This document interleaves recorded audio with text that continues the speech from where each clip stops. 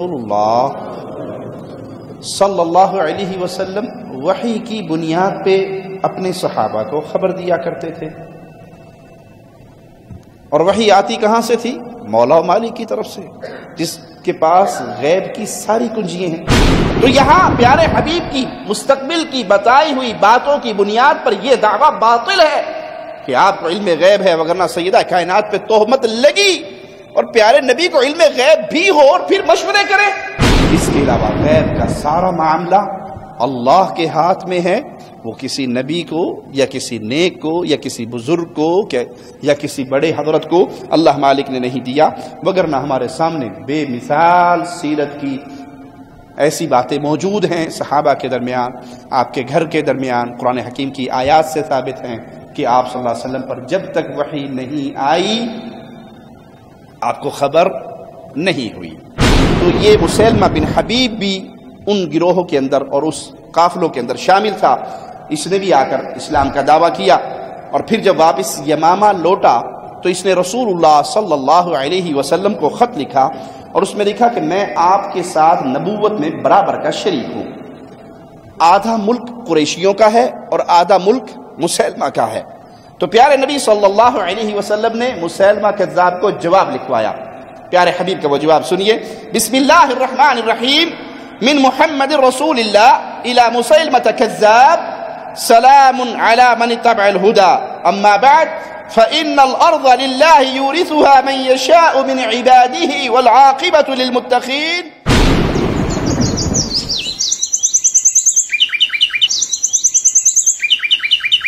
إن الحمد لله نحمده ونستعينه ونستغفره ونعوذ بالله من شرور أنفسنا ومن سيئات أعمالنا، من يهده الله فلا مضل له ومن يضلل فلا هادي له، أشهد أن لا إله إلا الله وحده لا شريك له، وأشهد أن محمدًا عبده ورسوله، أما بعد فإن خير الحديث كتاب الله، وخير الهدي هدي محمد صلى الله عليه وسلم، وشر الأمور محدثاتها، وكل محدثة بدعة، وكل بدعة ضلالة، وكل ضلالة في النار۔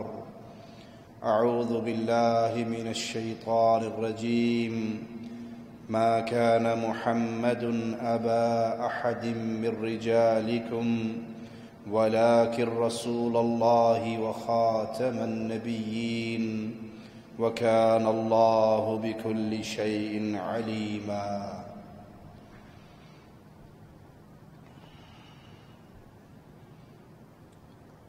مال و دولت کی ہوس، شہرت، یہ انسان سے بعض دفعہ ایسے کام بھی کروا دیتی ہیں کہ اگر انسان کی عقل سلامت ہو تو وہ کام نہیں کرتا، جس سے اس کی دنیا بھی داؤ پہ لگ جاتی ہے اور بعض دفعہ آخرت بھی داؤ پہ لگ جاتی ہے۔ اسی لیے رسول اللہ صلی اللہ علیہ وسلم کا فرمان ہے،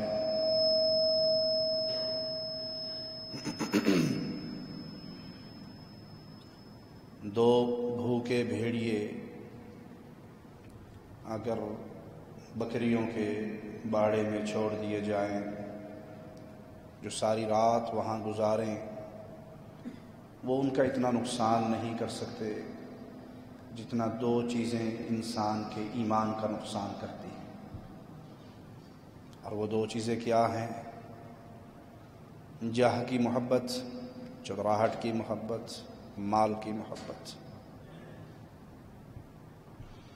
مسلمان کے لیے ایمان دنیا کی سب سے بڑی دولت ہے۔ زندگی رہے نہ رہے، سانس آئے یا نہ آئے، کھانے کو ملے یا نہ ملے، پہننے کو ملے یا نہ ملے، دنیا کا کوئی بھی خسارہ ہو جائے مسلمان اسے برداشت کر لیتا ہے، لیکن ایمان کا خسارہ مسلمان اس کو برداشت نہیں کرتا۔ ایک صحابی نے سیدنا بلال رضی اللہ عنہ وارضاہ کی کمر دیکھی، جو ہڈیوں کا ڈھانچہ بنی ہوئی تھی، کفار مکہ کے ظلم سہتے سہتے، تو کہا یہ سب کچھ بلال کیسے برداشت کرتے تھے؟ تو انہوں نے جواب میں یہی فرمایا کہ سانس آئے یا نہ آئے، کھانے کو ملے یا نہ ملے، دنیا کی کوئی ضرورت پوری ہو یا نہ ہو، گزارا ہو سکتا ہے، ایمان پلے میں نہ رہے تو گزارا نہیں ہو سکتا۔ لیکن دولت، مال، شہرت، جھوٹی چودراہٹ بعض دفعہ انسان پہ ایسے غالب ہو جاتی ہے کہ ان چیزوں کے لیے انسان اپنے ایمان کو بھی داؤ پہ لگا دیتا ہے۔ یہی حال نبوت کے جھوٹے دعوے داروں کا رہا۔ رسول اللہ صلی اللہ علیہ وسلم کے بعد جو کذاب و دجال نبوت کا اعلان کرنے کے لیے آئے اور جھوٹا دعویٰ کیا، انہوں نے دنیا کی چند روزہ زندگی کے لیے اپنی آخرت کو برباد کیا۔ حرص و دولت کے لیے، شہرت کے لیے وہ کام کیے کہ ان کی آخرت ہی برباد ہو گئی۔ رسول اللہ صلی اللہ علیہ وسلم کو اللہ کی طرف سے وحی آیا کرتی تھی، اور پیارے حبیب جناب محمد الرسول اللہ صلی اللہ علیہ وسلم وحی کی بنیاد پہ اپنے صحابہ کو خبر دیا کرتے تھے۔ اور وحی آتی کہاں سے تھی؟ مولا و مالک کی طرف سے، جس کے پاس غیب کی ساری کنجیاں ہیں۔ اللہ کے علاوہ غیب کسی کے ہاتھ میں نہیں ہے، وہ اللہ کے ہاتھ میں ہے۔ اللہ جب چاہتا ہے اپنے نبی پہ جتنا چاہتا ہے وہ وحی کر دیتا ہے، یہ علم ہوتا ہے۔ تو رسول اللہ صلی اللہ علیہ وسلم چونکہ وحی الہی کے ذریعے جانتے تھے کہ میرے بعد کچھ لوگ ایسے آئیں گے جو نبوت کا دعویٰ کریں گے، تو آپ نے اپنی امت کو پہلے سے ہی بتا دیا، یہ خبر پہلے سے ہی دے دی۔ مسند احمد حدیث نمبر 22,395، پیارے نبی جناب محمد الرسول اللہ صلی اللہ علیہ وسلم فرماتے ہیں انہ سیکون فی امتی 30 کذابون کلہم یزعم انہ نبی وانا خاتم النبیین لا نبی بعدی۔ میرے بعد 30 کے قریب نبوت کے جھوٹے دعوے دار آئیں گے۔ اس حدیث کی شرح میں محدثین نے یہاں سے مراد کثرت لی ہے۔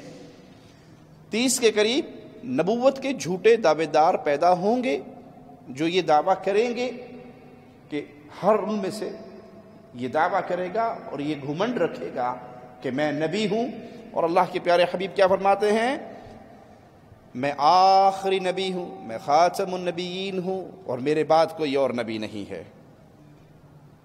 تو ایسے احمق پیدا ہوئے جنہوں نے دنیا، مال، شہرت، دولت کے لیے اپنے ایمان کا بیڑا غرق کیا اور ہمیشہ کی جہنم خریدی، اپنی آخرت کو برباد کیا۔ آئیے دیکھتے ہیں تاریخ ہمیں ان کے بارے میں کیا خبر دیتی ہے۔ اسود عنسی یہ ایک کاہن تھا جو انتہائی چرب زبان تھا، اور اس کا پیشہ کہانت تھا۔ اس نے اسی جادوگری، کہانت کے زور پہ اور اپنی چرب زبانی کے زور پہ عوام کے اندر اچھا خاصا اثر و رسوخ بنا لیا۔ بہت سے بدعقیدہ لوگ یا ضعیف الاعتقاد لوگ اس کے مرید بن گئے۔ اور یہ بات تو آپ کو آج کے دور میں سمجھنا اور بھی آسان ہو گئی۔ روز خبریں پڑھتے ہو آپ، فلاں جعلی پیر پکڑا گیا، فلاں جعلی پیر پکڑا گیا، فلاں جعلی پیر پکڑا گیا۔ وہ جب پکڑے جاتے ہیں تو جعلی بن جاتے ہیں، جب تک نہیں پکڑے جاتے موج مستی کرتے ہیں، تب تک وہ باقاعدہ بابا جی ہوتے ہیں اور پیر جی ہوتے ہیں۔ تو اس کے لیے انہیں کچھ چاہیے نہیں. عوام جہالت کے اندر ڈوبی ہوئی ہے. ابھی کل ہی ایک بابا جی کو میں دیکھ رہا، وہ پیر ڈکار والی سرکار تھے. وہ صرف ایک بڑی ساری ڈکار مارتے تھے اور مرید اس کا جن مریض میں حاضر ہو جاتا تھا. اپنے ان کے شیاطین ہیں، اپنے ان کے جنات ہیں، کفر کر کے جنات کو قابو کرتے ہیں اور اس کے ذریعے وہ سادہ لوگوں کا مال، عزت سب کچھ لوٹتے ہیں. ایک جملے کو میں بارہا کہا کرتا ہوں، صرف دلوں میں غیرت پیدا کرنے کے لیے، چھیڑنے کے لیے نہیں، طنز کے لیے نہیں. دیکھیے ڈاکٹر آپریشن ضرور کرتا ہے، لیکن وہ آپریشن کرتے ہوئے مریض کا دشمن نہیں ہوتا، ہمدرد ہوتا ہے. مریض کا ہمدرد ہوتا ہے. اس کے لیے اس کے دل میں یہ خواہش ہوتی ہے کہ یہ مریض ٹھیک ہو جائے. آپریشن سے تکلیف ضرور ہوگی، سلائی لگانے سے، ٹانکے لگانے سے تکلیف ضرور ہوگی، لیکن وہ دشمن نہیں ہے. ہم جب یہ باتیں بیان کرتے ہیں تو نہ طنز کرنا مقصود، نہ کسی کی عزت اچھالنا مقصود، شفا مقصود ہے. کہ بھائیو یہ شرک کا وہ گند ہے جس میں انسان گرتا ہے تو سب سے پہلے غیرت مرتی ہے. مشرک کی سب سے پہلے کیا چیز مرتی ہے؟ غیرت مرتی ہے. مشرک غیرت مند نہیں ہو سکتا. اسی لیے اللہ مالک نے مشرک اور زانی دونوں کو اکٹھا بیان کیا. مشرک اور زانی شریعت میں اکٹھے بیان ہوئے. نہ مشرک کا نکاح مواحد سے اور نہ زانی کا نکاح پارسا سے. یہ مومنوں پہ حرام ہے. کیا معنی؟ ایک بندہ شرک کے اوپر ڈٹا ہوا ہے، ایک بندہ شرک کے اوپر ڈٹا ہوا ہے. وہ لڑکا ہے یا لڑکی، اس کے عقائد شرکیہ ہیں، اس کو تسلیم کرتا ہے، اس عقیدے کا داعی ہے، اس عقیدے کو مانتا ہے. اب کسی مومن مرد و عورت کے لیے جائز نہیں کہ وہ شرکیہ عقائد رکھنے والے سے نکاح کر سکے. بلکہ شیخ صالح الفوزان حافظہ اللہ ان سے سائل سوال کرتا ہے کہ ایک شخص بدعتی ہے اور اپنی بدعت کی طرف دعوت بھی دیتا ہے، داعی ہے بدعت کا، تو کیا ایسے مرد سے مومنہ اہل سنت لڑکی یا ایسے لڑکی سے اہل سنت مرد شادی کر سکتا ہے؟ تو شیخ نے کہا کہ تم اہل سنت کو چھوڑ کے اہل بدعت کے پیچھے کیا لینے جاتے ہو؟ وہاں سے کیا خیر ملے گی تمہیں؟ وہاں تو صرف شر ہوگا. کچھ لوگ یہ دعویٰ کرتے ہیں کہ شادیاں کرو، کوئی حرج نہیں ہے، آپ اہل شرک میں کرو، اہل بدعت میں کرو، بعد میں ایسا ایسا ٹھیک کر لینا. یہ ٹھیک کرنا آپ کے ہاتھ میں نہیں ہے، یہ ہدایت تو اللہ کے ہاتھ میں ہے. آپ شرک پہ ڈٹی جمی ہوئی ایک عورت اپنے گھر پہ لے آتے ہیں اور کوشش کرتے ہیں، رب اس کو ہدایت نہیں دیتا. اب اس کی کھوج سے جو آپ کی نسل چلے گی ان کے دین ایمان کا کیا بنے گا؟ اسی طرح اگر کوئی زنا پہ باقی رہے اور وہ یہ دعویٰ کرے کہ میں زنا کے کام کو نہیں چھوڑ سکتی، نہیں چھوڑ سکتا، تو کسی مسلمان کے لیے اس سے بھی نکاح کرنا جائز. پارسا ہونا ضروری ہے. ایک ہے انسان سے گناہ ہو گیا، وہ توبہ طائب ہو گیا، لیکن ایک ہے کہ شرک پہ ڈٹا ہوا ہے اور زنا پہ مصر ہے اور چھوڑنے کے لیے تیار نہیں ہے. تو ایسے دونوں رشتے اہل ایمان کے لیے جائز نہیں ہے. جب شرک داخل ہوتا ہے غیرت روانہ ہو جاتی ہے. مشرک کے اندر غیرت نہیں ہوتی. اس لیے ہمارا زیادہ زور توحید پہ اس لیے ہوتا ہے پیارے بھائیوں، یہ توحید غیرت مندوں کا دین ہے. شرک انسان سے یہ نعمت چھین لیتا ہے. تو جس طرح آج تو ہم قیامت کے بڑے قریب ہوتے جا رہے ہیں. کس طرح شرک اور بدعت اور یہ جھوٹے پیر اور فقیر اور بابے اور صوفی اور ملمانوں نے دکانداریاں کھولی ہوئی ہیں، بیڑا غرق کیا ہوا ہے ضعیف الاعتقاد لوگوں کا. تو اس نے بھی، اسود انسی نے بھی اپنی پیری مریدی چمکائی اور ضعیف الاعتقاد لوگوں کو اپنا گرویدہ بنایا. جب لوگ اس پہ اندھا اعتماد کرنے لگ گئے کہ شاہ صاحب جو فرمائیں گے سچ فرمائیں گے، حضرت جی جو کہہ دیں گے سچ فرما دیں گے، تو پھر اس نے نبوت کا دعویٰ کیا اور یہ کہا کہ مجھ پر خدا کی طرف سے جو وحی آتی ہے، جو فرشتہ وحی لے کر آتا ہے، وہ گدھے پر سوار ہو کے آتا ہے. اسی لیے اس کا نام ذو الحمار، گدھے والا، یہ نام اس کا رکھا گیا. اور اس نے پیشن گوئیاں شروع کر دی اور اس کی باتوں کو مان کر بہت سے لوگ اس کی نبوت پر ایمان لے آئے۔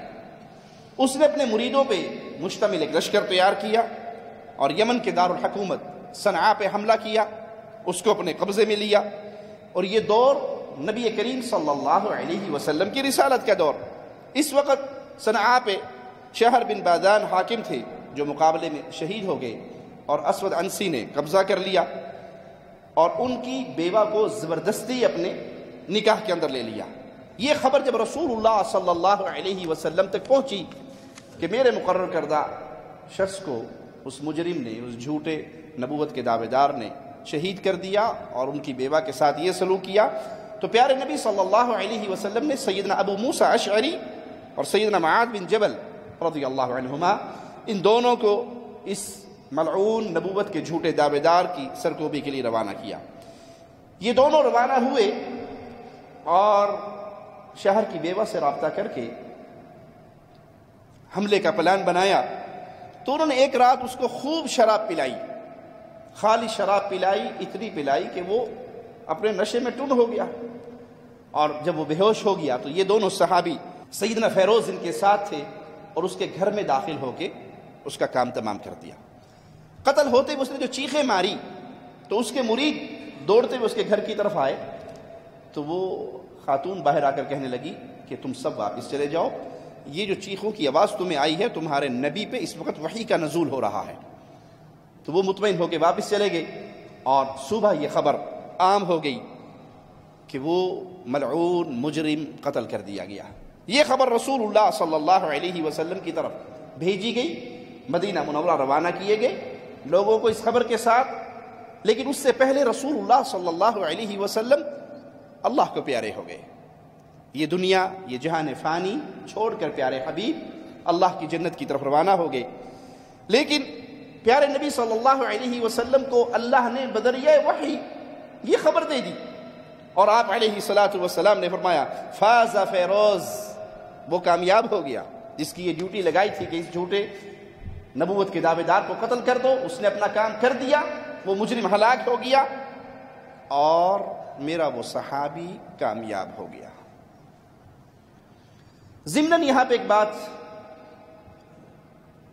عرض کر دوں جو اکثر لوگوں کے لیے اہل بدعت کی طرف سے ایک شبہ پیدا کرنے کے لیے استعمال کی جاتی ہے۔ وہ یہ کہتے ہیں کہ نبی صلی اللہ علیہ وسلم نے جو یہ غیب کی خبریں دی، یہاں یہ قتل ہوا اور وہاں نبی صلی اللہ علیہ وسلم نے اپنے صحابہ کو خوشخبری سنا دی، تو اس سے ثابت ہوا کہ آپ کو علم غیب ہے، آپ عالم الغیب ہیں۔ بلکہ انڈیا کے ایک بزرگ ہیں، بابا جی ہیں، وہ کہنے لگے مجھے کسی نے کہا کہ نبی صلی اللہ علیہ وسلم کو غیب نہیں، اور دلیل یہ دی کہ جب حوض کوثر پہ ہوں گے اور کچھ لوگوں کو لایا جائے گا جن کو فرشتے درے مار کر بھگا دیں گے، تو پیارے نبی صلی اللہ علیہ وسلم کہیں گے فرشتوں سے، ایک روایت کے لفظ ہیں امتی امتی، میری امت کے لوگ ہیں، میرے ان کو کیوں مارتے ہو؟ تو فرشتے جواب میں کہیں گے انک لا تدری ما احدثوا بعدک، اے پیارے نبی صلی اللہ علیہ وسلم آپ نہیں جانتے ان لوگوں نے آپ کی وفات کے بعد آپ کے دین میں کیا کیا تبدیلی کر دی۔ کہا اب فرشتے کہہ رہے ہیں نبی صلی اللہ علیہ وسلم کو کہ انک لا تدری، آپ نہیں جانتے، تو ثابت ہوا کہ نبی کو علم غیب نہیں، وگرنہ تو نبی کہتے کہ مجھے تو سارا پتہ ہے۔ تو وہ پیر صاحب بابا جی کہنے لگے میاں ہاشمی صاحب کہ اسی حدیث سے غیب ثابت کر دوں؟ کہا جناب بڑا کمال ہوگا اگر کر دیں۔ کہا وہ حوض کوثر کا قصہ نبی نے کہاں بیٹھ کر سنایا؟ مدینہ میں۔ واقعہ کب ہوگا؟ حوض کوثر پہ پیش آئے گا۔ نبی کب سنا رہے ہیں؟ مدینہ میں بیٹھ کے۔ تو آپ کو علم غیب ہے تبھی تو سنا رہے ہیں نا۔ یہ حدیث تو علم غیب پر دلیل بنتی ہے کہ نبی صلی اللہ علیہ وسلم کو وہ اتنے ہزاروں سال بعد پیش آنے والے واقعے کی ابھی مکمل خبر ہے۔ تو یہ دلیل ہے کہ اللہ کے نبی صلی اللہ علیہ وسلم آپ کو غیب کی ساری باتیں معلوم ہیں، اور جو کچھ جنت میں ہوگا، جو کچھ جہنم میں ہوگا، جو کچھ حشر میں ہوگا، جو قیامت سے پہلے ہوگا، وہ پیارے نبی صلی اللہ علیہ وسلم نے دنیا میں ہی بتا دیا۔ ایک صاحب کو تکلیف ہوئی کہنے لگے حدیث سنو. کیا حدیث؟ وہ حضور صلی اللہ علیہ وسلم فرماتے ہیں کہ میدان محشر میں میں حوض کوثر کے سامنے پاس رہوں گا، لوگوں کو جام کوثر پلاؤں گا. کچھ فرشتے چند لوگوں کو گھسیٹتے ہوئے جہنم کی طرف لے جائیں گے. حضور صلی اللہ علیہ وسلم پوچھیں گے ارے یہ میرے ساتھ اٹھے بیٹھنے والوں کو کہاں لے جا رہے ہو؟ تو فرشتے کہیں گے یا رسول اللہ آپ نہیں جانتے کہ آپ کے بعد انہوں نے کیا کیا بدعت ہے، کیا کیا گمراہیاں کی ہیں، اس لیے لے جا رہا ہوں. دیکھو فرشتہ کہہ رہا ہے یا رسول اللہ آپ نہیں جانتے. اگر فرشتہ کہہ رہا ہے کہ آپ نہیں جانتے تو غیب کیسے ہوئے؟ یہ حدیث پیش کرتے ہیں. اپر چیمبر خالی ہے، زبان پہ جو رکھ دیا گیا وہی لفظ استعمال ہو رہا ہے. اس کا سیدھا کنیکشن وزڈم سے نہیں ہے، نہ اوپر وزڈم ہے نہ نیچے وزڈم ٹیتھ ہے. ایسے الفاظ ہیں جس میں صرف ٹیس ہے. آپ غور فرمائیں. میں نے کہا اسی حدیث سے علم غیب ثابت ہوتا ہے، اسی حدیث سے علم غیب ثابت ہوتا ہے. فرشتوں نے کہا یا رسول اللہ آپ نہیں جانتے آپ کے بعد کیا کیا انہوں نے ضلالتیں کی ہیں. سب سے بڑی ضلالت تو یہ کہ ضلالت ہی کا نام ہدایت رکھ دیا.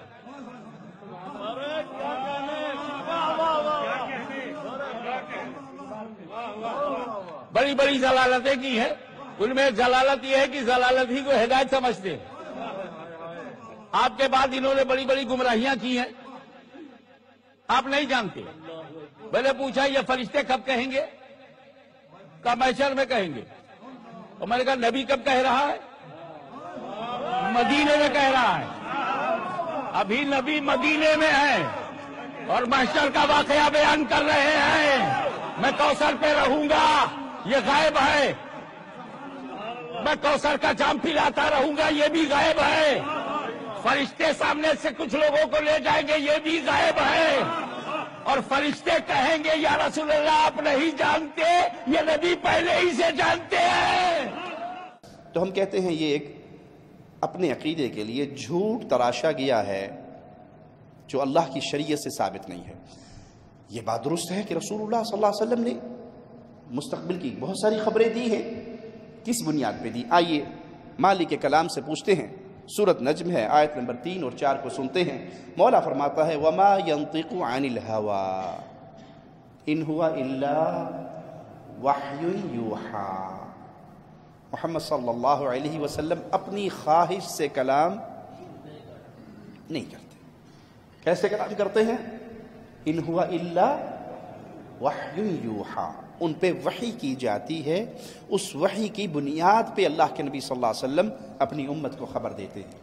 تو مستقبل کی جتنی باتیں اللہ کے پیارے حبیب نے بتائی، وہ جنت کے حوالے سے، وہ جہنم کے حوالے سے، وہ قیامت کی نشانیوں کے حوالے سے، کس بنیاد پہ بتائی؟ اس بنیاد پہ نہیں کہ آپ کو غیب کی خبر تھی، اس بنیاد پہ کہ آپ کو وحی آ جاتی تھی. اور وحی علم ہے. جو وحی پیارے نبی تک آئی آپ نے اس کو چھپایا نہیں، اپنے صحابہ کو بیان کر دیا. یہ علم ہے جو امت تک آپ نے پہنچا دیا. اس بنیاد پہ کوئی یہ کہے کہ دیکھو اللہ کے نبی صلی اللہ علیہ وسلم کو علم غیب تھا، ہم کہتے ہیں یہ اپنے شبہ کو عام کرنے کے لیے ایک جھوٹ کا سہارا لیا گیا. علم غیب خاصہ ہے میرے اللہ کا، اللہ کے علاوہ کوئی نہیں جانتا. اللہ اپنے نبی کو جب چاہتا ہے، جتنا چاہتا ہے علم دے دیتا ہے.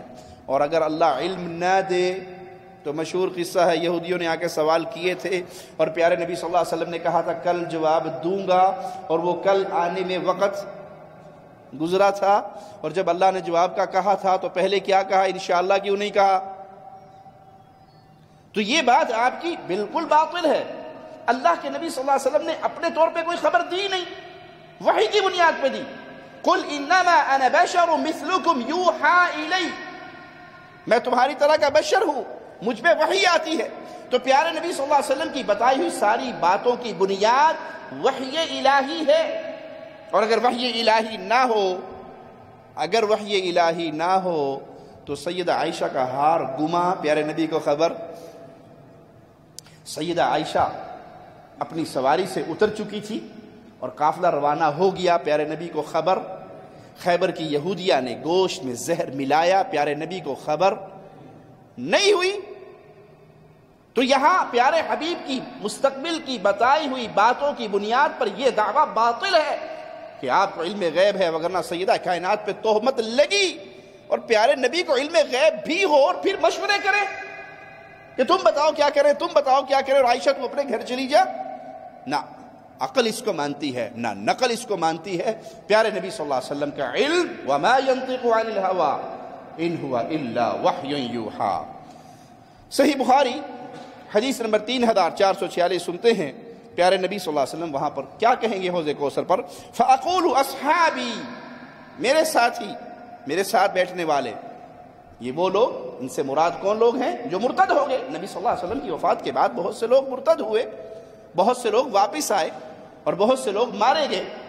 تو جواب کیا ملے گا؟ فَيُقَالُ إِنَّهُمْ لَمْ يَزَالُوا مُرْتَدِّينَ عَلَىٰ أَعْقَابِهِمْ مُنْذُ فَارَقْتَهُمْ، آپ صلی اللہ علیہ وسلم کی مفارقت کے بعد یہ اپنی ایڑیوں پہ پھر گئے، مرتد ہو گئے۔ کسی نے اپنی نبوت کا اعلان کر دیا، کسی نے زکوٰۃ کا دینے سے انکار کر دیا۔ تو پیارے نبی صلی اللہ علیہ وسلم کا یہ اگلا جملہ نص ہے ان لوگوں کے جھوٹے دعووں پر جو یہ دعویٰ کرتے ہیں کہ اللہ کے نبی صلی اللہ علیہ وسلم کو علم غیب تھا اور آپ نے غیب کی بنیاد پہ یہ سارا کہا۔ پیارے حبیب کیا فرماتے ہیں؟ فَأَقُولُ كَمَا قَالَ الْعَبْدُ الصَّالِحُ عِيسَى ابْنُ مَرْيَمَ، میں اس وقت کیا کہوں گا جب مجھے فرشتے یہ کہیں گے؟ میں اس وقت کیا کہوں گا؟ میں وہی کہوں گا جو اللہ کے نیک بندے عیسیٰ ابن مریم نے کہا۔ اور انہوں نے کیا کہا؟ وَكُنْتُ عَلَيْهِمْ شَهِيدًا مَا دُمْتُ فِيهِمْ، عیسیٰ علیہ السلام اپنی قوم کے بارے میں کہیں گے اللہ جب تک میں ان میں تھا تو میں نگران تھا، میں گواہ تھا، میں ان کے حالات دیکھتا تھا، میں ان کو سمجھاتا تھا، میں ان تک تیری بات پہنچاتا تھا۔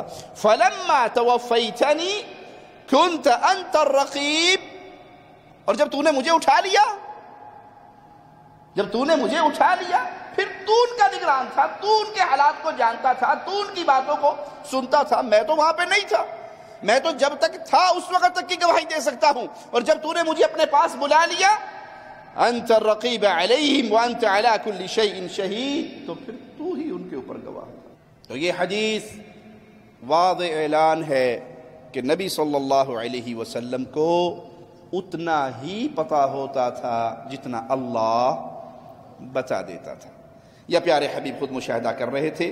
اس کے علاوہ غیب کا سارا معاملہ اللہ کے ہاتھ میں ہے، وہ کسی نبی کو یا کسی نیک کو یا کسی بزرگ کو یا کسی بڑے حضرت کو اللہ مالک نے نہیں دیا، وگرنہ ہمارے سامنے بے مثال سیرت کی ایسی باتیں موجود ہیں صحابہ کے درمیان، آپ کے گھر کے درمیان، قرآن حکیم کی آیات سے ثابت ہیں کہ آپ صلی اللہ علیہ وسلم پر جب تک وحی نہیں آئی آپ کو خبر نہیں ہوئی۔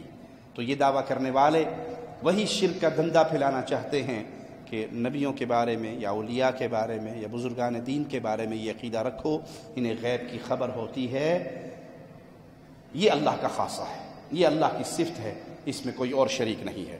اسی طرح نبوت کے جھوٹے دعوے داروں میں ایک شخص طلیحہ اسدی، یہ بھی ایک کاہن تھا، پھر اسلام میں داخل ہوا اور آخر زمانہ حیات نبوی میں مرتد ہو کر خود اعلان نبوت کر بیٹھا۔ بعض قبائل اس کے ساتھ شامل ہو گئے۔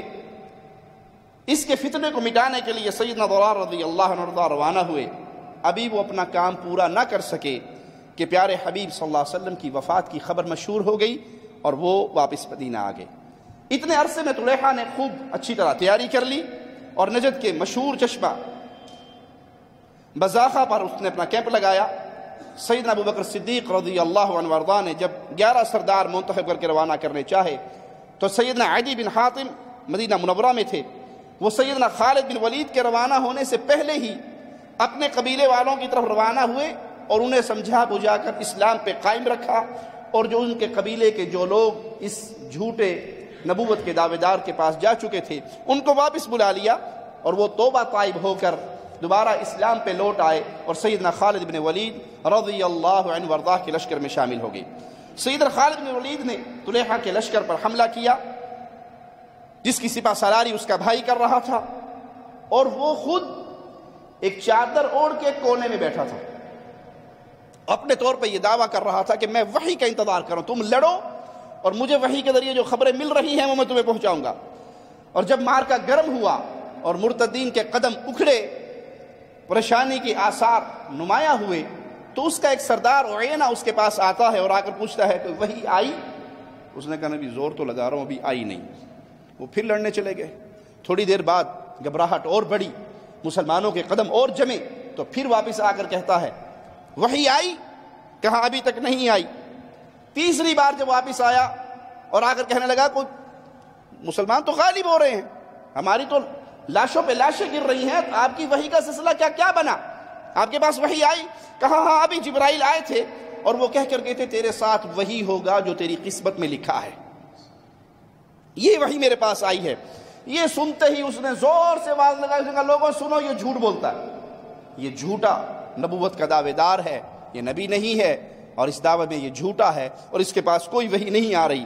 یہ سنتے ہی لوگ طلحہ کو چھوڑ کر یکلخت واپس دوڑے، ان کے قدم اکھڑ گئے اور بہت سے فرار ہو گئے اور بہت سے مسلمان ہو کے توبہ طائب ہو کر دوبارہ مسلمانوں کی صفوں میں شامل ہو گئے۔ یہ اپنی بیوی کے گھوڑے کو لیتا ہے اور اس پر بیٹھ کر دوڑتا ہے اور ملک شام جا کر آباد ہو جاتا ہے۔ جب رفتہ رفتہ سارے قبائل مسلمان ہو گئے، اس کا اپنا قبیلہ بھی مسلمان ہو گیا، تو یہ خود بھی مسلمان ہوا اور عہد فاروقی میں مدینہ آیا اور سیدنا عمر کے ہاتھ پہ بیعت کی۔ اسی طرح ایک اور سجاح نامی نبوت کا دعوے دار بھی اٹھا، مالک بن نویرہ۔ بنو تمیم چند قبائل پر مشتمل تھے، چند بستیوں میں سکونت اختیار کی ہوئی تھی۔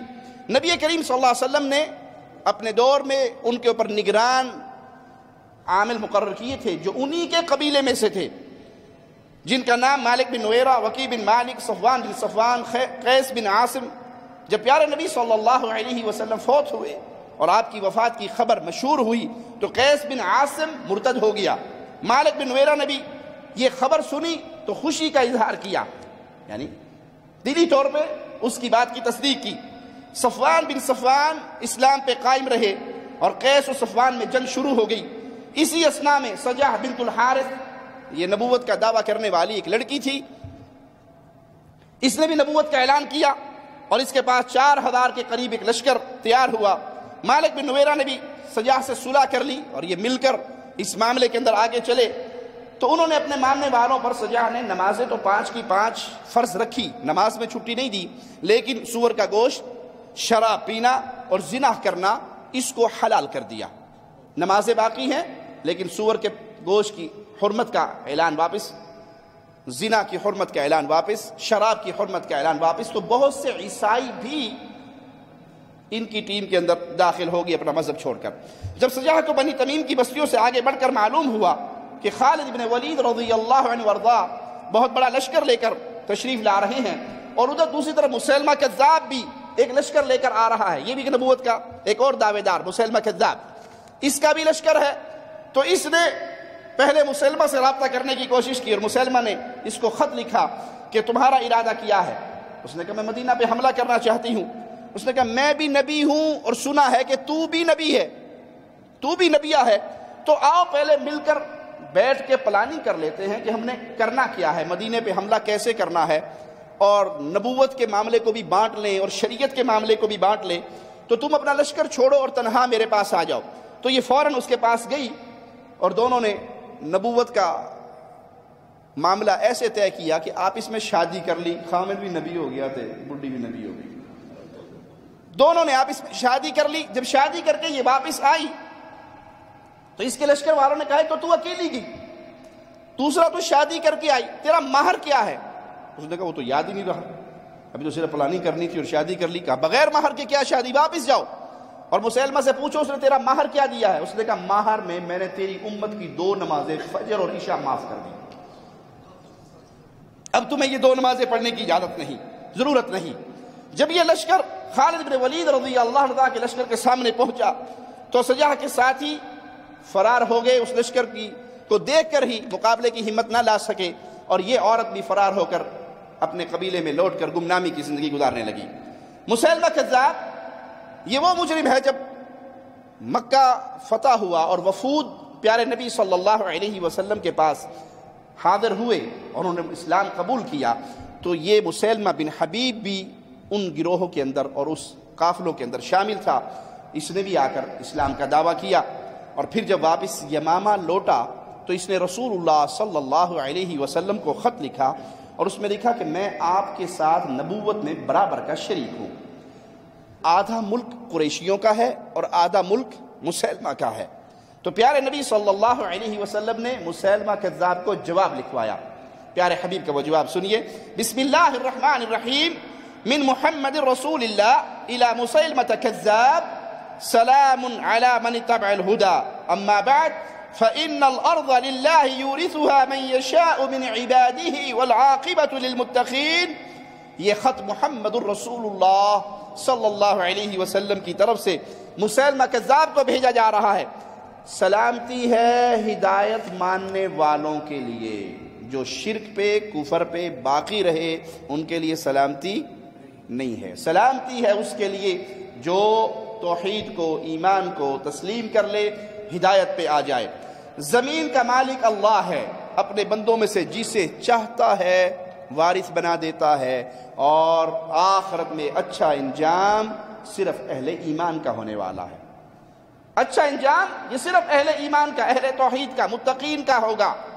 وفات نبوی کے بعد مسیلمہ کذاب کا فوری تدارک نہ ہو سکا اس فتنے کا، کیونکہ ابو بکر صدیق رضی اللہ عنہ بہت سارے کاموں کے اندر آپ اور آپ کا لشکر، آپ کے ساتھی وہ مشغول ہو گئے، اور اس کا معاملہ کچھ لیٹ ہوا۔ تو سیدنا صدیق اکبر نے سیدنا خالد بن ولید کو مہاجرین و انصار کا ایک لشکر دے کر مسیلمہ کذاب کی طرف روانہ کیا۔ مسیلمہ کے پاس 40,000 جنگجو جمع تھے۔ سیدنا خالد بن ولید نے لشکر کی تعداد، ان کے ساتھ جو مجاہدین تھے وہ 13,000 تھی۔ سیدنا خالد جب یمامہ شہر کے قریب پہنچے تو مسیلمہ کذاب شہر سے نکلا، اور شہر کے دروازے کے ساتھ اس کا ایک باغ تھا جو ایک بہت بڑے قلعے کی طرح تھا، جس کی دیواریں بڑی مضبوط اور اونچی تھی۔ یہ اس باغ میں داخل ہو گیا، اور اس باغ کا نام اس نے حدیقۃ الرحمن رکھا ہوا تھا۔ اس میں خیمہ زن ہوتا ہے۔ مسیلمہ کے 40,000 فوجیوں نے 13,000 مسلمانوں پر حملہ کیا۔ یہ حملہ نہایت شدید تھا، مگر مسلمان اللہ کی توفیق سے ثابت قدم رہے۔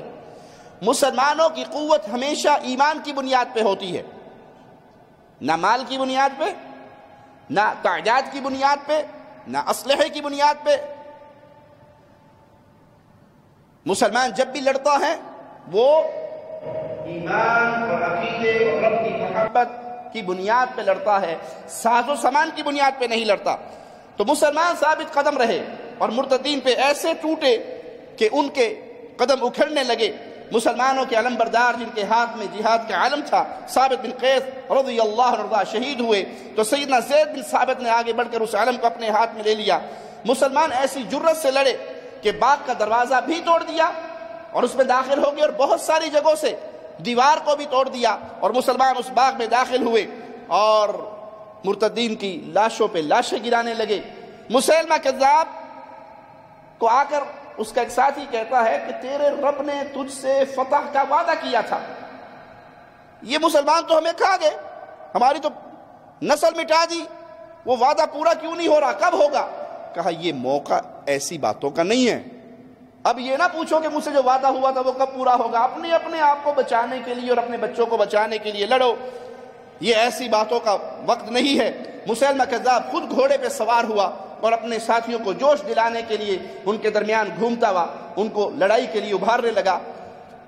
وحشی جو مسلمان ہو گئے تھے، جنہوں نے شہید کیا تھا سیدنا امیر حمزہ سید الشہداء کو رضی اللہ عنہ وارضا، وہ اس باغ کے دروازے کے قریب، اور وہ ماہر تھے نیزہ پھینکنے کے اندر، ان کو یہ کذاب، یہ دجال نظر آیا اور ان کی رینج میں آیا، تو انہوں نے اپنے مخصوص انداز میں اس کا نیزہ مارا، جو اس کی 2 زرہیں پہنی ہوئی ان کو بھی چیرتا ہوا اس کے پیٹ سے پار ہو گیا۔ اس لڑائی کے اندر 17,000 مسلمہ کے ساتھی کذاب مرتد 17,000 ہلاک ہوئے، اور 1,000 سے کچھ زیادہ مسلمان شہید ہوئے۔ 360 انصار اور تقریباً 360 کے قریب ہی تابعین بھی اس لڑائی میں شہید ہوئے۔ نبوت کے جھوٹے دعوے داروں میں ایک نام مختار ثقفی، یہ بہت بڑا دجال انسان، جب سیدنا علی کوفے میں تھے تو سیدنا علی کی ایک کرسی تھی جس پہ سیدنا علی تشریف رکھا کرتے تھے، اور احکام، حکم، آرڈر جاری کیا کرتے تھے۔ سیدنا علی کا ایک بھانجا بھی کوفے میں تھا، ان کے پاس یہ کرسی محفوظ تھی، تو یہ ان کو بلاتا ہے، ڈراتا دھمکاتا ہے کہ وہ سیدنا علی والی کرسی مجھے دے دو۔ انہوں نے کہا اچھا ٹھیک ہے، مجھے 1 ہفتے کا ٹائم دو، میں کرسی کا بندوبست کرتا ہوں۔ کہا 1 ہفتہ بہت زیادہ ہے، مجھے 3 دن کے اندر اندر وہ کرسی چاہیے۔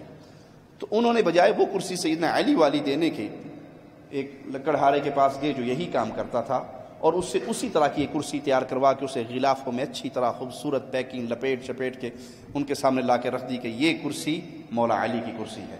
تو یہ آگے اٹھا، آگے بڑھا، اور اس نے اس کرسی کو چوما، اپنی آنکھوں سے لگایا، اور اس کو سامنے رکھ کے 2 رکعت نماز ادا کی۔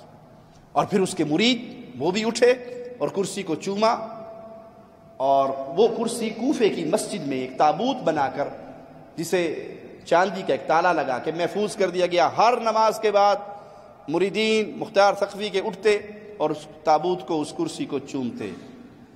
یہ چوما چاٹی کا دین آج کا نہیں ہے، بڑا پرانا چلا آ رہا ہے۔ آج بھی چومی جاتی ہے کرسی ہے نہیں؟ بوہرے ہمارے ہاں ایک فرقہ ہے گمراہ فرقوں میں سے، تو پیر صاحب ابھی تشریف نہیں لائے، صرف پیر صاحب کی کرسی لا کے رکھی گئی۔ پیر صاحب ابھی لیٹ تھے، تو وہ مریدوں کا حال بے حال ہوا، کوئی کرسی چوم رہا ہے، کوئی ادھر سے چوم رہا ہے، کوئی ادھر سے چوم رہا ہے۔ وہ انتظامیہ روک رہی ہے، بھی پیر دے بیٹھنے والے پہلے تسی نہ کرسی توڑ دیا جائے، اور وہ کرسی کو چوم رہے ہیں۔ یہ عبادت غیر اللہ کی آج کا دین نہیں ہے، اہل شرک کا ہر دور کا دین رہا ہے۔ کوئی کرسیاں چومتا ہے، کوئی قبروں کو چومتا ہے، کوئی گھوڑوں کے قدموں کو چومتا ہے۔ انا للہ و انا الیہ راجعون۔ تو مختار نے کہا کہ جیسے بنی اسرائیل کے لیے تابوت سکینہ باعث نصرت اور باعث برکت بن کے آیا تھا، تمہارے لیے مولا علی کی یہ کرسی نشانی کے طور پہ آئی ہے۔ اب ہمیں ہر جگہ پہ فتح نصیب ہوگی۔ تو اس کرسی کی طرف مریدوں نے سجدے بھی کیے، اس کرسی کو چومنا بھی شروع ہوا۔ سیدنا ابن عمر رضی اللہ عنہما کو کہا گیا کہ مختار ثقفی نے دعویٰ کیا ہے کہ مجھ پہ وحی آتی ہے۔ یہاں سے اس نے اپنے مرید قابو کر لیے۔ یہ جتنے جھوٹے نبوت کے دعوے دار ہوں، یا مہدی ہونے کے دعوے دار ہوں، یا مسیح موعود ہونے کے دعوے دار ہوں، یہ ڈائریکٹ کبھی بھی اس کرسی پہ بیٹھنے کی غلطی نہیں کرتے۔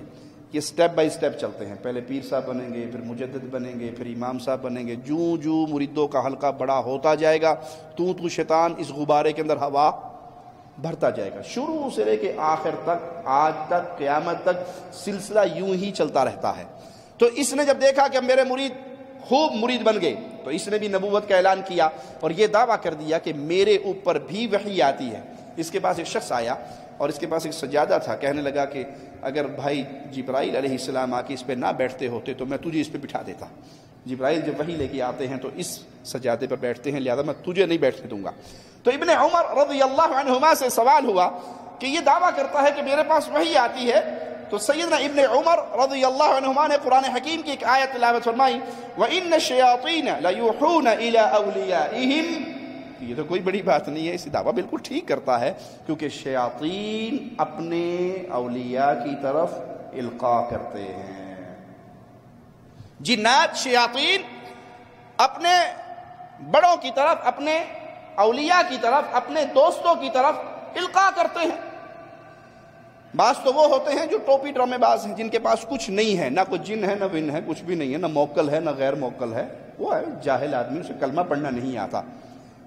انہوں نے پھر انسان کی شکل میں جن چھوڑے ہوئے ہوتے ہیں۔ پبلک بیٹھی ہوئی ہے، پیر صاحب اندر بڑے مصروف ہیں، تو اس کے اپنے کارندے ہی ان مریدوں میں بیٹھے ہوتے ہیں۔ اچھا جی سویرے کی کھادا سی؟ آلو نال روٹی کھادی سی۔ دوپہرے کی کھادا سی؟ پنڈی کھادی سی۔ کپڑے کیڑے رنگ تیری بیوی دے؟ لال رنگ دے۔ وہ ساری معلومات باہر لوگ ہی اس سے لے کے اس کے پیر کے پاس جانے سے پہلے پیر کو بتا دیتے ہیں۔ جو ہی یہ مرید اندر آتا ہے، اچھا آلو کھا کے آیا نا، بڑی پہنچی کی سرکار ہے بھائی، ساری بات بتا دی اس نے، تیری بیوی نے آج فلانا کا سوٹ پہنا ہوا نا۔ اور کچھ کے پاس باقاعدہ شیاطین ہوتے ہیں، اس میں کوئی شک نہیں، موکل ہوتے ہیں، شیاطین ہوتے ہیں، جن شیاطین کو کفریہ شرکیہ وظیفے چلے کر کے قابو کیا جاتا ہے۔ شیاطین کو قابو کرنا ایمان بیچ کے ہوتا ہے، یہ یاد رکھنا۔ جو آپ کے سامنے یہ دعویٰ کرے میرے پاس موکل ہیں، میرے پاس خاص لوگ ہیں، میرے پاس دوسری مخلوق ہے، فضائی مخلوق ہے، ہوائی مخلوق ہے، تو وہ ہوائی مخلوق اس کی خادم نہیں ہے۔ جس نے یہ دعویٰ کیا کہ میں نے جنات کو قابو کیا ہوا ہے، وہ پہلے ایمان کے دائرے سے باہر نکلے گا تو جن قابو ہوگا، کفر کرے گا تو جن قابو ہوگا، کفر کرے گا تو جن قابو ہوگا۔ وہ غیر اللہ کے لیے ذبح کرے گا، وہ شرک کرے گا، وہ مردوں کی، آپ نے دیکھا ہوگا چلے کرنے والے اکثر قبرستان میں بچوں کی لاشوں پہ بیٹھ کے رات کو چلے کرتے ہیں، ان کی لاش کی بے حرمتی کرتے ہیں، 2 بجے جا کر رات کو قبرستان میں جنات کے لیے گوشت پھینک کر آتے ہیں۔ تو یہ مختلف دھندے ہیں۔ تو جو یہ دعویٰ کرتا ہے میرے پاس جنات ہیں، تو سمجھ لو اس کے پاس ایمان۔ جو یہ دعویٰ کرتا ہے میں نے جنات قابو کیے ہیں، ایک ہے کہ عالم ہے کوئی اور اس کے پاس جن پڑھنے کے لیے آتے ہیں، اس طرح کا ماجرا بھی ہوتا ہے، طلباء کے طور پہ جن آ کر پڑھتے ہیں یا کسی سے محبت کرتے ہیں۔ لیکن جو یہ دعویٰ کرتا ہے میں نے جنات کو قابو کیا، میرے پاس موکل ہے، میں جو چاہتا ہوں ان سے کام لے لیتا ہوں، تو وہ ان کی کیفیت کیا ہوتی ہے کہ وہ شرک اور کفر کرنے کے بعد اس طرح کے کام کرتے ہیں۔ اور وہ جو ہی انسان آتا ہے، جو چیز مجھے پتا ہے وہ میرے قرین کو پتا ہے، میرے ساتھ جو ایک شیطان ایک جن لگا ہوا ہے، جو مجھے پتا ہے وہ میرے قرین کو پتا ہے، اور میرا قرین میرا جن وہ پیر کے جن کو جا کے بتا دیتا ہے کہ اس کی جیب میں 10,000 ریال ہے۔ وہ کہتا ہاں تیری جیب میں 10,000 ریال ہے نا، بڑے پہنچے میں بھی شاہ جی، باش شاہ جی کو تو سارا علم غیب واقعی 10 ہے۔ اچھا اگر آپ نے اس کو موقع پر فیل کرنا ہو نا، اس جادوگر کو موقع پہ فیل کرنا ہو تو آپ کیا کریں؟ وہ 10,000 ریال نکالیں اور بغیر گنتی کی یہ 2 حصوں میں بانٹ لیں اور 2 اپنی جیبوں میں ڈال لیں۔ آپ کو نہ پتا ہو اس جیب میں کتنے ہیں اور اس جیب میں کتنے ہیں، یہ آپ کو بھی آپ نے گنتی نہ کی ہو۔ اب جو چیز آپ کو پتہ نہیں وہ آپ کے قرین کو بھی پتہ نہیں ہوگی، جو آپ کے قرین کو نہیں پتا وہ قرین آگے اس کے جن کو بھی خبر۔ پیر جی لو اب بتاؤ میری اس جیب میں کتنے ہیں، اس جیب میں کتنے ہیں، وہ پیر مر جائے گا، خبر نہیں دے سکے گا۔ تو یہ سب جناتی شیاطینی چکر ہے۔ ابن عمر فرماتے ہیں کہ قرآن حکیم میں مولا فرماتا ہے شیاطین اپنے اولیاء کی طرف القاء کرتے ہیں۔ مختار ثقفی نبوت کا جھوٹا دعوے دار، بالآخر یہ بھی قتل ہو کر جہنم واصل ہوا۔ اسی طرح حارث نام کے ایک شخص نے نبوت کا دعویٰ کیا، عبد الملک بن مروان کے زمانے میں اس نے دعویٰ کیا کہ میں نبی ہوں، اور اس نبوت کے دعوے دار جتنے بھی تھے سب کا انجام ایک ہی تھا۔ ہر دور کے سلف علماء نے فتویٰ دے کے اس کو مرتد قرار دے کے واجب القتل قرار دیا اور اپنے منطقی انجام تک پہنچے۔ ایک شخص نے دعویٰ کیا کہ میں نوح علیہ السلام ہوں، میں نوح علیہ السلام ہوں۔ نوح علیہ السلام آئے تھے اور وہ 950 سال زندہ رہ کر گئے تھے۔ اصل میں ان کی عمر زیادہ تھی لیکن وہ 950 سال کے بعد فوت ہو گئے تھے، تو ان کی باقی زندگی جو باقی تھی 50 سال، 1000 سال میں سے 50 باقی رہ گئے تھے، وہ 50 پورا کرنے کے لیے مجھے بھیجا گیا ہے۔ تو اس دور کے سلف علماء نے بھی اس مجرم کو مرتد قرار دیا اور اس کو جہنم واصل کیا۔ تو یہ ایک سلسلہ ہے، یہ ایک سلسلہ ہے جو نبی کریم صلی اللہ علیہ وسلم کے دور سے چلا اور چلتا جا رہا ہے۔ انشاءاللہ اگلے درس کے اندر ہم مرزا غلام احمد قادیانی کی زندگی پہ تفصیل سے روشنی ڈالیں گے کہ اس مجرم نے کس طرح پہلے اپنے آپ کو مجدد کے طور پہ پیش کیا اور پھر مسیح موعود کا نام لیا اور پھر نبوت تک پہنچا اور پھر خدائی داموں تک جا پہنچا، اور یہ سلسلہ قیامت تک جو چلے گا، جتنے لوگ آئیں گے، ہمارے لیے ایک ہی دلیل کافی ہے کہ رسول اللہ صلی اللہ علیہ وسلم نے بتا دیا انا خاتم النبیین، میں آخری نبی ہوں، میرے بعد کوئی نبی نہیں ہے۔ اب نبوت کا ہر دعوے دار کذاب ہے، اس سے دلیل نہیں مانگی جائے گی، اس سے سوال نہیں کیا جائے گا، اس سے برہان نہیں پوچھی جائے گی کہ اپنی نبوت پہ دلیل دو، نہیں، یقین سے کہا جائے گا کہ تمہارا یہ دعویٰ کرنا ہی تمہارے کفر کی نشانی ہے، کیونکہ ہمیں رسول اللہ صلی اللہ علیہ وسلم نے اپنی زندگی میں حیات مبارکہ میں یہ خبر دے دی تھی کہ میرے بعد جتنے دعوے دار آئیں گے وہ سب کے سب کون ہوں گے؟ دجالون کذابون، وہ دجال ہوں گے، وہ کذاب ہوں گے۔ لا نبی بعدی، میرے بعد کوئی نبی نہیں۔ آخری نبی محمد الرسول اللہ صلی اللہ علیہ وسلم فداہ ابی و امی، آپ آخری نبی ہیں۔ تو آج اگر کوئی شخص، یہاں سے ہمیں یہ درس بھی ملتا ہے کہ جب آپ ایمان کو سیکھ لیں، عقیدے کو سیکھ لیں، تو کسی شعبدہ باز کی بات کو سن کر ڈگمگائیں نہ، یقین کر لیں کہ اس کے پاس یہ خبریں شیطانی خبریں ہیں اور یہ باطل عقائد پہ ہے۔ جس کی بات قرآن و سنت سے ٹکرائے وہ آپ کے سامنے کوئی ڈرامہ کر کے بھی دکھا دے، وہ آپ کے سامنے ڈرامہ کر کے بھی دکھا دے، تو شیاطین کو بطور آزمائش چیزوں سے نوازا کیا ہے جو ہمارے لیے فتنہ ہے۔ ان کو قوت دی گئی ہے، وہ قوت دی کس نے ہے؟ ان کے اپنے ہاتھ میں کوئی چیز نہیں ہے، وہ کسی کو کوئی نقصان پہنچاتے ہیں تو اس وقت تک نہیں پہنچا سکتے جب تک اللہ کا اذن نہ ہو جائے۔ کوئی آپ کے سامنے سانپ چلا کے دکھا دے، کوئی آپ کے سامنے بچھو چلا کے دکھا دے، کوئی آپ کے سامنے شکل تبدیل کر کے دکھا دے، کوئی ہوا میں اڑ کے دکھا دے، کوئی پانی پہ چل کے دکھا دے، کوئی بھی ایسا کام کر کے دکھائے جو آپ کی عقل کے خلاف ہو، اور وہ بات ایسی کرے، وہ دعویٰ ایسا کرے جو کتاب و سنت کے خلاف ہو، تو اس کی اس ٹوٹکوں سے، اٹکل پچووں سے، ان باتوں سے اس کی صداقت پر یقین نہیں کیا جائے گا، بلکہ یقین یہ کیا جائے گا کہ یہ شیطان ہے اور اس کے پاس جو کچھ ہے۔ مثلا ایک پیر صاحب کو ہم نے دیکھا، اس کے مزار پہ کہتے ہیں جی بڑے بچھو ہیں۔ دو پیروں کی آپس میں لڑائی ہو گئی تھی، ایک پیر دوسرے پیر سے ناراض ہوا تو اس پیر نے اس کو بددعا دیتے ہوئے کہا کہ تیرے مزار پہ بچھو ہی بچھو رہیں گے۔ اس نے کہا باپ بھی پیر صاحب ہیں، بڑی پہنچی بھی سرکار ہیں، آپ کا کہا بھی ٹل نہیں سکتا، بچھو رہیں گے، لیکن میں بھی کوئی چھوٹا پیر تھوڑا ہوں، بچھو رہیں گے کسی کو نہیں کاٹیں گے، بچھو رہیں گے کسی کو نہیں کاٹیں گے۔ وہ باقاعدہ ویڈیو نشر کی جا رہی، دیکھو جی بچھو ہے، ہاتھوں پہ چلتے ہیں، پاؤں پہ چلتے ہیں۔ اگر ایک بھی بچھو کسی کو دکھ جائے تو اس کے حلق سے چیخ نکل پڑتی ہے، لیکن یہاں تو بچھوؤں کا میلہ لگا ہوا ہے اور ان کے بیچ انسان ایسے ٹہل رہے ہیں جیسے یہ بچھو نہیں، راستے کے کنکر ہوں۔ جن راستوں سے ہو کر عقیدت کے لیے جاتے ہیں ان راستوں پر بچھو، جس درگاہ میں دعا مانگنے جاتے ہیں اس کی دیواروں پر بچھو، اور جس فقیر کی زیارت کو جاتے ہیں ان کی مزار پر بھی بچھو۔ لیکن انسانوں کو بچھوؤں کا خوف، نہ بچھوؤں کو انسانوں کا ڈر۔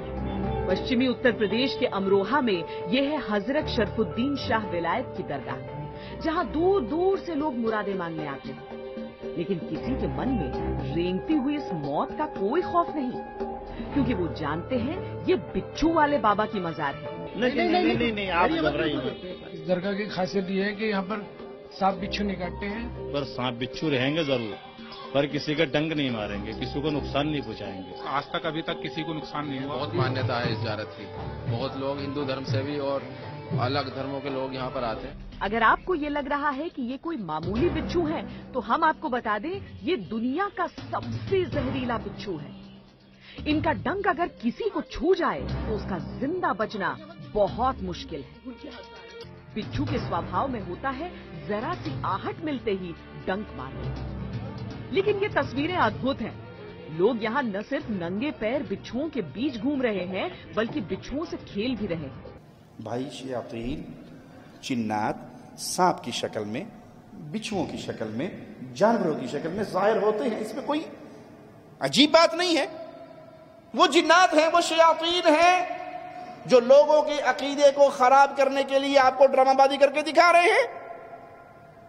گھر میں سانپ نظر آ جائے تو کیا حکم ہے حدیث میں کہ اس کو مارنے سے پہلے آپ اسے کہہ دو کہ اللہ کی کوئی اور مخلوق ہے تو ہمارے گھر سے چلی جا۔ اب وہ کوئی آپ کو یہ ڈرامہ کر کے دکھائے کہ ہمارے پیر جی کی قبر پہ بچھو ہیں، ہم اس کو ہاتھ میں اٹھاتے ہیں اور وہ ہمیں کاٹتا نہیں ہے، اس کی بنیاد پہ یہ مان لیا جائے کہ پیر صاحب مشکل کشا و حاجت روا ہیں، ان کی قبروں کو سجدے ہوں گے، ان کی قبروں کا طواف ہوگا، ان کی قبروں کو عرق گلاب سے دھویا جائے گا، چادریں چڑھیں گی، عرس لگیں گے، میلے ہوں گے، شرک کا سارا دھندا چلے گا۔ کیوں؟ یہ اتنی پہنچی ہوئی ہستی ہے کہ انہوں نے بچھوؤں کو قابو کیا ہوا ہے، تو اللہ کی ہر مخلوق کس کے ہاتھ میں ہے؟ ارے تم جیسے کروڑوں پیروں بابے اکٹھے ہو جائیں، محمد الرسول اللہ صلی اللہ علیہ وسلم کے قدم مبارک سے اڑنے والی خاک کے ایک ذرے کے برابر بھی نہیں ہو سکتے. اور میں آپ کو حال رسول، حدیث رسول سے سناتا ہوں. پیارے نبی صلی اللہ علیہ وسلم فجر کی نماز پڑھ رہے، حدیث میں آتا ہے آپ نے اپنا دست مبارک زمین پہ رکھا، جہاں ہاتھ مبارک میرے آقا نے رکھا وہاں پہ بچھو بیٹھا تھا. بچھو نے ڈنگ مارا، حالت نماز میں ہی رسول اللہ صلی اللہ علیہ وسلم نے اس کو مار دیا. اور سلام پھیرنے کے بعد دو روایتیں ہیں. ایک روایت میں ہے اللہ کی لعنت ہو اس بچھو پر، نہ نبی کو چھوڑتا ہے نہ غیر نبی کو چھوڑتا ہے. اور ایک روایت میں ہے نہ نمازی کو بخشتا ہے نہ غیر نمازی کو. تم کہتے ہو ہمارے پیر کی کرامت ہے کہ وہ بچھو کاٹا نہیں، یہاں تو پیارے نبی صلی اللہ علیہ وسلم کو کاٹ لیا بچھو نے، حالت نماز پہ کاٹ لیا. اس حدیث سے بھی ثابت ہوا کہ اگر پیارے حبیب کو علم غیب ہوتا کہ میرا ہاتھ جہاں رکھا جائے گا وہاں پر بچھو ہے تو آپ وہ ہاتھ رکھتے نہ رکھتے. پیارے نبی کو اتنی بات کی خبر ہے جتنی اللہ نے بتا دی، اور جتنی میرے رب نے نہیں بتائی. پیارے حبیب کو اپنی طرف سے اس کا علم. یہ دعویٰ کرنا ما کان وما یکون، جو ہو گیا جو ہونا ہے، جو ہو گیا جو ہونا ہے، مکمل پیارے نبی صلی اللہ علیہ وسلم کو علم تھا، یہ باطل عقیدہ ہے اور یہ اللہ کی صفت پہ ڈاکہ ڈالنے کے مترادف ہے. وہ علم صرف اللہ کے پاس ہے، غیب کی ساری کنجیاں صرف اللہ کے پاس ہے. اسی لیے رسول اللہ صلی اللہ علیہ وسلم نے جبرائیل سے کہا تھا قیامت کا پوچھنے والے، اس کا علم نہ سائل کو ہے نہ جس سے سوال ہو رہا ہے اس کو ہے. ہاں اللہ نے کچھ نشانیاں بتائی ہیں، میں تجھے وہ نشانیاں بتا دیتا ہوں. تو یہ ڈرامہ بازی ہے جو مزارات پہ، جو قبروں پہ، جو درگاہوں پہ ہو رہی ہے کہ فلاں جگہ پہ فلاں چیز ہے، فلاں جگہ پہ فلاں چیز ہے، وہ اس کو تکلیف نہیں دیتی. تو یہ جنات ہیں، جنات کے شعبدے ہوں یا کوئی اور شعبدہ بازی ہو، اس سے عقیدہ ثابت نہیں ہوتا. عقیدہ ثابت ہوتا ہے اللہ کے کلام سے اور محمد الرسول اللہ صلی اللہ علیہ وسلم کے فرمان سے. وگرنہ بطور آزمائش دجال کو کیا کچھ نہیں ملے گا. دجال کو کیا کچھ نہیں ملے گا، وہ کیا کچھ نہیں کر کے دکھائے گا. بطور آزمائش زمین سے کہے گا نکال اپنا سونا نکال دے، انگوری نکال دے. آسمان سے کہے گا بارش برسا دے. ایک جنت بھی ساتھ لیے پھرے گا، ایک جہنم بھی ساتھ لیے پھرے گا جو برعکس ہوں گی. لیکن یہ ساری بطور آزمائش ہے. آج بھی اگر کسی جگہ پہ آپ کو کس طرح کی چیز نظر آتی ہے کہ فلاں بابا جی نے یہ کیا، فلاں بابا جی نے یہ کیا، فلاں بابا جی یہ کرتے ہیں، وہ پانیوں پہ چلتے ہیں، وہ ہواؤں میں اڑتے ہیں، وہ مردوں سے بات کرتے ہیں، وہ فلاں کرتے ہیں، تو یہ سارا دھندا جناتی اور شیطانی ہے. اس کی بنیاد پہ یہ عقیدہ اہل ایمان کبھی نہیں بنا سکتے کہ شرک کا دھندا جائز ہو گیا، قبروں پہ سجدے جائز ہو گئے، قبروں کو پختہ کر کے مزار خانقاہی نظام بنانا جائز ہو گیا. یہ شرک کا کاروبار ہے، ہم اس کو تسلیم نہیں کرتے. کوئی اس طرح کی بات پیش کرے گا ہم اس کو لا کے پیش کریں گے جناب محمد الرسول اللہ صلی اللہ علیہ وسلم کی مبارک شریعت پہ. شریعت سے دلیل ملے گی تو تسلیم کریں گے. شریعت بند ہو گئی پیارے نبی صلی اللہ علیہ وسلم کی وفات پہ. پیارے نبی صلی اللہ علیہ وسلم کی وفات کے بعد صحابہ کے رونے کے اسباب میں سے ایک سبب کیا تھا؟ انقطاع الوحی. وحی مقطوع ہو گئی، وحی کا سلسلہ ختم ہو گیا. وہ جو آسمان سے رحمتیں اور خیریں اور برکتیں وحی کی صورت میں ہمارے اوپر نازل ہوا کرتی تھی، نبی صلی اللہ علیہ وسلم فوت ہی نہیں ہوئے، وہ رحمت کا دروازہ بھی بند ہو گیا. وحی منقطع ہونے کا معنی کیا ہے؟ اب شریعت پوری ہو گئی. اب شریعت کسی کے شعبدوں سے، اب شریعت کسی کے خوابوں سے، اب شریعت کسی کے ٹوٹکوں سے اس میں اضافہ نہیں ہو سکتا. جو بھی ایسا معاملہ ہوگا ہم اس کو کیا کہیں گے؟ یہ شیطانی ماجرا ہے یا جھوٹ کا پلندہ ہے. میں آپ کو تازہ مثال دے کے بتا دوں. طاہر القادری صاحب اپنے کسی پیر کے مرید کا قصہ بیان کرتے ہیں کہ پیر صاحب آئے اور مرید سے کہا بھئی کچھ پکاؤ، کھلاؤ، کھانا بناؤ. تو اس وقت لکڑیاں موجود نہیں تھی.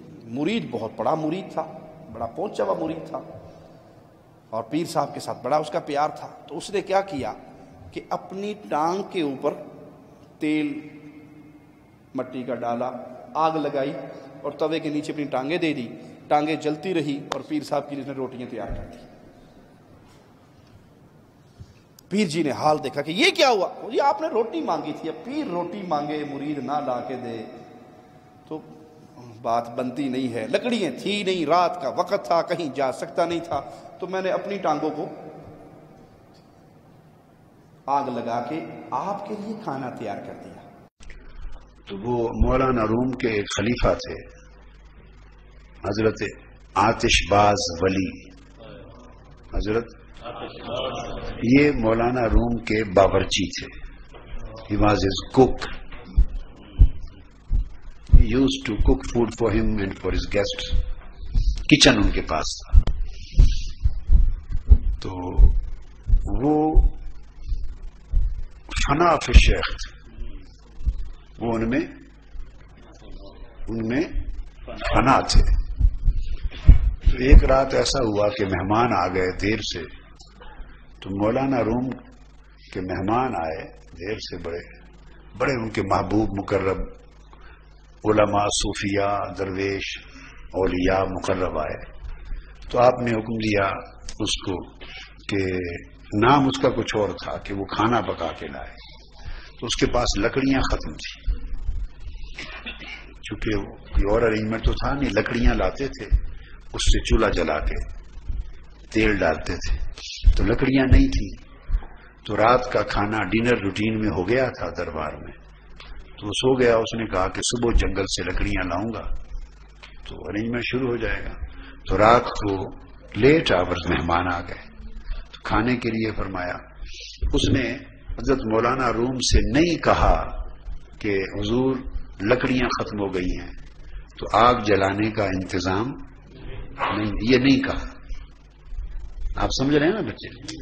تو وہ پھر انہوں نے یہ نہیں کہا کہ لکڑیاں نہیں ہیں اور کھانا نہیں پک سکتا، آرڈر لے لیا اور تیل اٹھا کے اپنی ٹانگ پر کپڑوں پر اپنے اوپر ڈال دیا، اپنی ٹانگوں پر اور کپڑوں پر ڈال کر آگ لگا دی اور ٹانگوں پر، تو کپڑے جلتے رہے اور ٹانگ جلتی رہی اور تیل ڈالتے رہے، تو ٹانگ جلا کر تو کھانا گرم کر دیا، اپنی ٹانگ اور کپڑے سب کچھ جلا کر کھانا بنا دیا، تو پیش کر دیا۔ آپ نے بھی نہیں پوچھا کہ یہ رات کو کیسے کر لیا، بس چپ کر گئے۔ صبح جب اٹھا باورچی تو ٹانگیں ٹھیک تھی، رات کو جل گئی تھی چربی خون سب، اور صبح ٹھیک تھی۔ اس کے بعد جب بھی کبھی رات کو اس کو وہ لذت آئی اپنے آپ کو یہ جلانے میں اپنے شیخ کے لیے، اس کی رضا کے لیے، کہ پھر جب کبھی لکڑیاں ختم ہوتی تو وہ لکڑیاں رات کو نہیں لاتا تھا اور دعا مانگتا کہ کاش آج کوئی ان کے محبوب مہمان آ جائے، اور پھر جلا کے اپنے آپ کو جلا کے کھانا پیش کروں۔ تو وہ ایسا ہی کرتا رہا۔ ایک دن آپ نے پوچھ لیا، جب پختگی دیکھ لی نا اس میں، پختگی میچورٹی اس کی روحانیت میں، اس کی اسپرچویلٹی میں، تو اس کو پوچھا کہ تم یہ رات کو تو لکڑیاں نہیں ہوتی تو کھانا کہاں سے گرم کر کے لاتے ہو پکا کے؟ وہ چپ کر گیا۔ آپ نے کھڑے ہو کے اس کو سینے سے لگا کے فیض یاب کر دیا اسی لمحے۔ تو پہلے تو رات کو ٹانگیں ٹھیک ہو جاتی تھی، کرامت مولا روم کی کرامت سے، اس دن کے بعد اسے ولی کر دیا۔ یہ کیا ہے؟ جھوٹ کا پلندہ ہے، شیطانی چرخہ ہے، شریعت محمدیہ نہیں ہے۔ دلیل دوں، پیارے حبیب جناب محمد رسول اللہ صلی اللہ علیہ وسلم فداہ ابی و امی، صحابہ کا ایک گروہ روانہ کرتے ہیں، امیر ان کا ایک مقرر کر دیتے ہیں۔ راستے میں امیر صاحب کے دل میں بات آتی ہے کہ پتہ نہیں یہ میری ہر بات مانتے بھی ہیں یا نہیں۔ آرڈر کرتے ہیں کہ لکڑیاں جلاؤ۔ جب لکڑیاں جل جاتی ہیں، الاؤ گرم ہو جاتا ہے، حکم دیتے ہیں اس آگ کے الاؤ میں چھلانگ مارو۔ صحابہ کا دو گروہ بن جاتے ہیں۔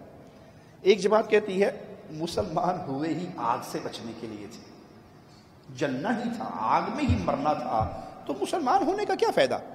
ہم نے تو کلمہ پڑھا ہے، پیارے نبی صلی اللہ علیہ وسلم کے दामन में आके लगे हैं कि आग से बच जाए, और तुम कह रहे हो आग में छलांग मारो। दूसरे गिरोह ने कहा कि अमीर जो हुक्म दे वो मानना चाहिए। दोनों सहाबा में राय का इख्तलाफ हुआ। इतनी देर में वो आग भी ठंडी हो गई और अमीर साहब का गुस्सा भी ठंडा हो गया। वापिस आए, मामला प्यारे नबी जनाब मुहम्मदुर रसूलुल्लाह सल्लल्लाहु अलैहि वसल्लम के सामने पेश हुआ। आपने कहा इसकी बात सुनकर जो आग में छलांग मार देता, कमा क़ाल अलैहि सलातु वस्सलाम, फिर वो आग में जलता रहता।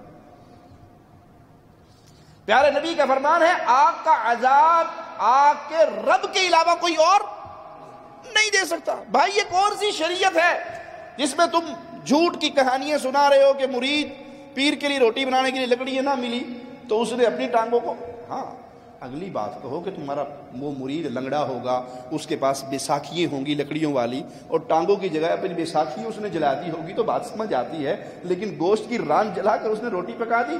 तो ये वो ढकोसले हैं जो अपने धंधे चलाने के लिए इस तरह के पीर पेश करते हैं। अल्लाह से दुआ है अल्लाह हमें शरीयत मुहम्मदिया पे कायम रखे, प्यारे नबी सल्लल्लाहु अलैहि वसल्लम की मुबारक शरीयत को समझने वाला बनाए, उस पर ज़िंदा रखे, उसी का पैगाम नशर करने वाला बना के रखे, और जब मौत दे तो हमें इस हाल में दे हम ला इलाहा इल्लल्लाह के प्यारे पैगाम को लोगों तक पहुँचा रहे हों, और इसी हाल में अल्लाह हमसे राज़ी हो के हमें अपने पास बुला रहा हो। अक़ूलु क़ौली हाज़ा व अस्तग़फ़िरुल्लाह ली व लकुम व लिसाइरिल मुस्लिमीन फ़स्तग़फ़िरूहु इन्नहु हुवल गफ़ूरुर रहीम।